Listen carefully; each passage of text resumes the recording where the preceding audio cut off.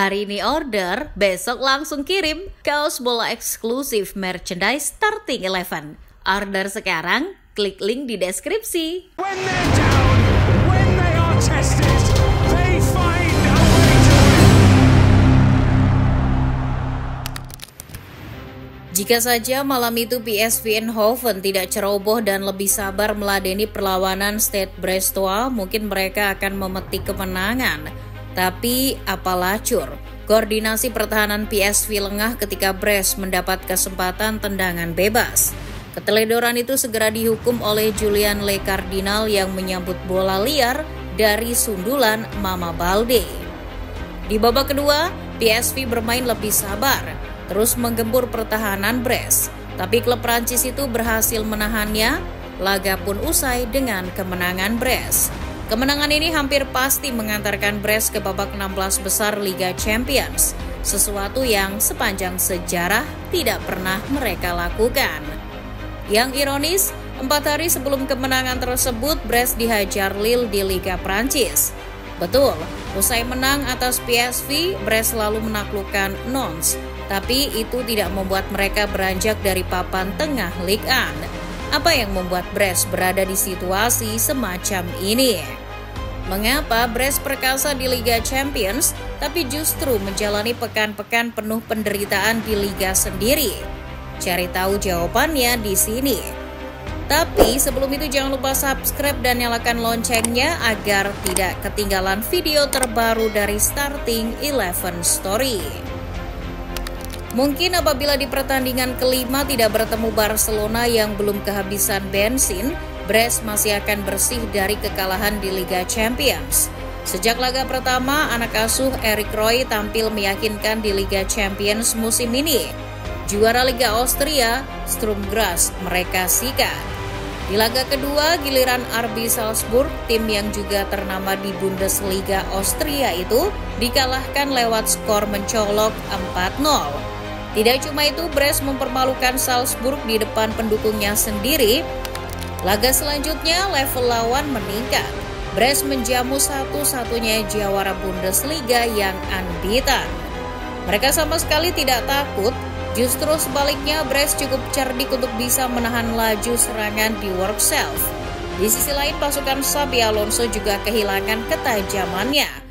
Setelah mencetak gol lewat Florian Wirtz, yang kemudian gol tersebut dibalas oleh Pierre Lesmelo, di Workself tak lagi sanggup menjebol gawang Brest. Setelah seri atas juara Bundesliga, Brest bersua jawara liga lain, kali ini dari Liga Ceko Sparta Praha.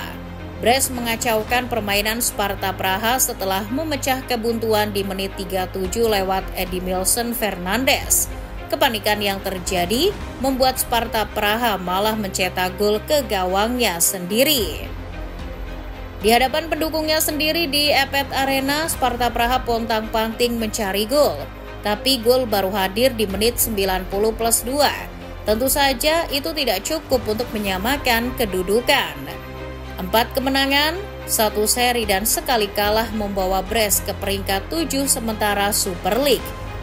Liga Champions. Real Madrid, Manchester City, Juventus, PSV, AC Milan, Dortmund dan Bayern Munchen berada di bawahnya. Bahkan Lille dan PSG harus mendongak untuk melihat posisi Brest. Namun sebaliknya di Liga Prancis, 2 tim justru harus melongok jauh ke bawah untuk mengetahui posisi Stade Brestois. Ya, di Liga Prancis, Brest malah mengkis-mengkis. Hingga pertandingan ke-15, tim berjuluk Les Pirates itu tertahan di peringkat ke-11. Mereka lebih dekat ke zona degradasi daripada ke zona Liga Champions. Tidak cuma itu, berada di peringkat 11 ketika Liga sudah berjalan hingga pekan ke-15, ini sebuah penurunan bagi Stade Brestois. Musim lalu, dalam 15 pertandingan pertama di Ligue 1, Brest sudah nangkring di posisi 5 besar. Brest sanggup menempeleng para Goliat Liga, tapi mereka tak sanggup memetik kemenangan melawan tim yang seharusnya mudah dihadapi di Ligue 1. Ketika menghadapi Montpellier pada 10 November lalu misalnya, Brest mudah sekali digilas. Begitu pula tatkala melawan Auxerre, Brest bahkan tak bisa mencetak satupun gol. Jika dihitung-hitung, Brest hanya memenangkan 4 dari 10 laga terakhir di Ligue 1. Berbeda di Liga Champions, tim-tim di bawah Brest bukanlah para juggernaut di Liga Prancis. PSG, Marseille, Nice, AS Monaco bahkan Olympique Lyon yang mau degradasi saja peringkatnya masih lebih baik. Yang cukup menarik, fans tidak terkejut dengan kondisi ini. Sebagian besar dari mereka malah menganggap Brest sebetulnya belum siap bertarung di Liga Champions dan Ligue 1 dalam satu musim. Ada benarnya, Brest memang belum siap main di Liga Champions, orang markasnya saja menyewa milik tim lain.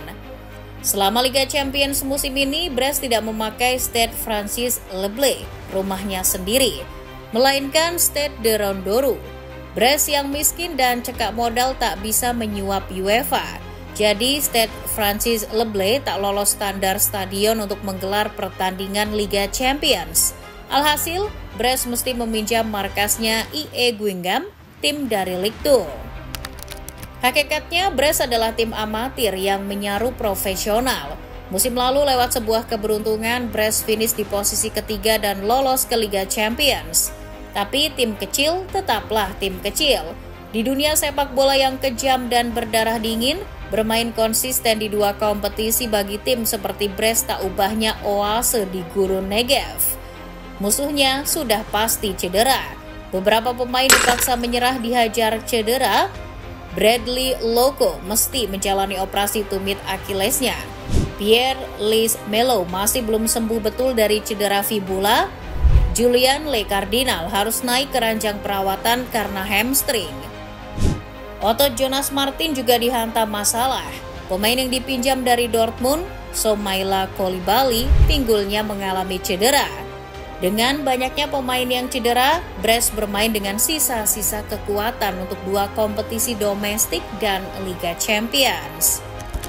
Itu harus dilakukan sebab rasanya daripada membeli pemain baru, uang lebih baik digunakan untuk menutup biaya operasional. Brest adalah tim dengan anggaran terkecil keempat di Liga Inggris. Menurut laporan Goal, cuma 40 juta euro. Lebih kecil dari harga pasar si marmut Uruguay milik Liverpool. Tidak diragukan lagi, Direktur Olahraga Gregori Lorenzi memiliki prospek yang serius untuk pemain-pemain yang akan direkrut. Tapi bisa apa dia dengan anggaran yang tanpa disunat pun sudah cekak? Brest tak bisa begitu saja membeli pemain dengan harga berapapun. Di bursa transfer kemarin saja, Brest baru bisa mendapatkan pemain yang diincar di menit-menit akhir. Bukan malas-malasan atau diskusinya alot, tapi Brest berusaha mencari pemain yang bagus, tapi harganya tak membuat mereka miskin dalam semalam. Pak Eric Roy harus main-main ke Liga 1 nih. Siapa tahu tertarik membeli Rizky Ridho atau Egy Maulana Messi. Klub kecil seperti Brest tidak hanya bermasalah soal keuangan dan cedera, tapi juga memiliki mental barrier.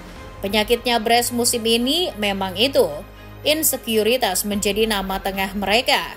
Salah satu bentuknya adalah mentalitas saat tertinggal lebih dulu. Di 2 pertandingan Liga Champions, Brest tertinggal lebih dulu, tapi hanya di laga melawan Bayer Leverkusen mereka bisa menyamakan kedudukan. Sementara bermain di depan para cules, Brest malah semakin terbenam. Di Liga Prancis, situasi ketinggalan lebih dulu sering dialami Les Pirates. Misalnya di laga melawan AS Monaco, Montpellier, dan Lille. Brest gagal membalikkan keadaan barang 1 dari 3 laga tersebut. Semuanya berakhir dengan kekalahan.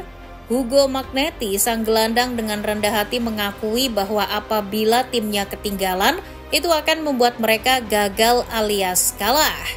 Masalahnya ada pada efisiensi, begitu kata Pierre-Louis Melo.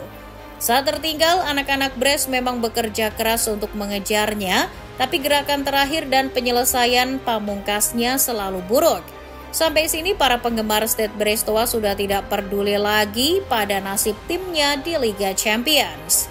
Buat apa melaju terus di Liga Champions, tapi di Liga Prancis pelan tapi pasti justru menggantikan Montpellier di zona degradasi.